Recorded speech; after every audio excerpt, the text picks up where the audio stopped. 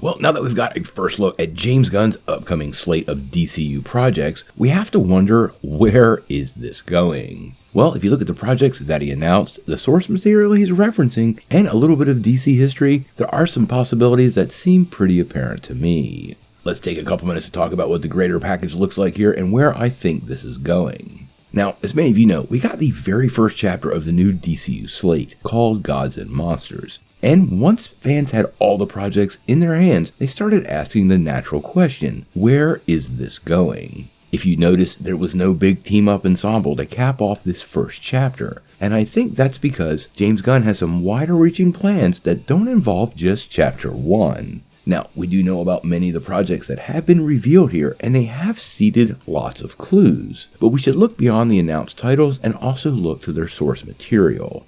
Now, as you know, we have 5 movies announced, which were Superman Legacy, The Authority, The Brave and the Bold, Supergirl, and Swamp Thing, along with 5 television projects, which were Creature Commandos, Waller, Booster Gold, Lanterns, and Paradise Lost. And when you look at this list, there are a couple of things that shine through that might shed a little light on where we're going. Obviously, there are a lot of Justice League characters already populated into this new DCU. But just because you don't see a name there doesn't mean they don't exist. James Gunn has already revealed that this is a world populated by superheroes, meaning any or all of the existing DC pantheon could be alive and well in this new version of the DCU. Now, there are a couple of other possibilities just simply looking at the schedule. First and foremost that comes to mind is Superman vs. the Authority, which has been a comic event, and considering the oppositional ideologies of both Superman and the Authority, you can see how they could very easily come into conflict, whether it happens in the Authority's movie or a project that's yet to be announced. We also know Amanda Waller is once again coming back to life in this new version of the DCU, and you have to think her methods probably are more aligned with the Authority, and I have to wonder how the Suicide Squad, and really the franchises that exist under her, could tie to that project. This is a natural connection between the two, and I think it's something we should definitely keep our eyes peeled, because I do believe there will be a tie to this project. Creature Commandos and Waller will be out before the first Superman movie, so there will be a little framework in place before it finally starts. We also see quite a bit of cosmic events. Booster Gold and the Lanterns is very likely to introduce several new elements that could culminate in some sort of Justice League event. I do believe the Booster Gold series might be more standalone, sort of establishing the character because he is so new to general audiences, and I am still wondering about ties to Blue Beetle. But I think both of these will lay the framework and lead us to a much bigger situation, which we're going to talk about in a second, just having both series exist on the timeline.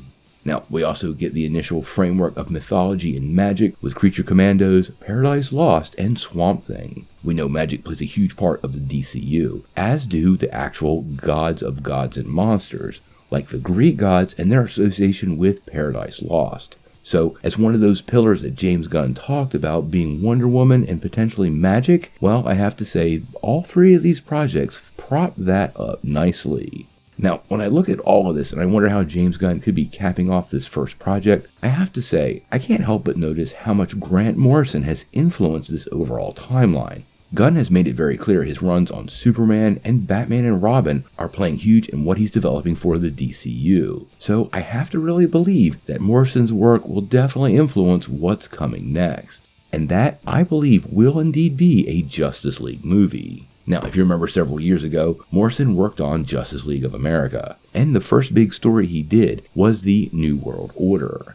And this is where it gets very interesting. The New World Order is actually an invasion of white Martians, who come to Earth, and the Justice League has to form in its early days to take down the alien threat. Now, when you look at the schedule, this actually works really, really good, because James Gunn said one of the projects that's going to play big in the leading into the big events was going to be Lanterns. Now, it's described as an earthbound, true detective style story, but when you start thinking about this, it does make a lot of sense. White Martians have a shape-changing ability, and you could totally see some sort of mystery coming together where the Lanterns are trying to locate some sort of shape-shifting villain as part of their series coming to HBO Max. This also would be an incredible place to introduce another Justice League member, John Jones, and he would fit in nicely with the overall cosmic element that the Lanterns and Booster Gold would be bringing to life. You could see very easily here how Amanda Waller and the Suicide Squad, and maybe even the Authority, could also definitely be on the same case, trying to protect the Earth from invading aliens, maybe converging everybody in a Justice League project.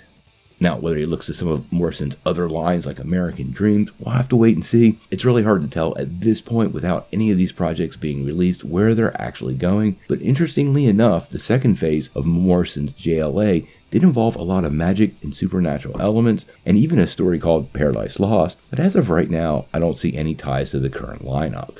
We're going to have to wait and see what James Gunn ultimately brings us. Obviously, we've got no confirmation on that JLA New World Order that'll be the big capstone project for Chapter 1. Honestly, there might not be a capstone project. Chapter 1 might be about seeds, and we may have to wait a little while longer before we actually get a big team-up movie. These movies will be released in a 2-year window, so more than likely, year 3 or year 4 will be the first big event film, and if I'm making any bets, it will indeed be Justice League. But we'll have to wait and see.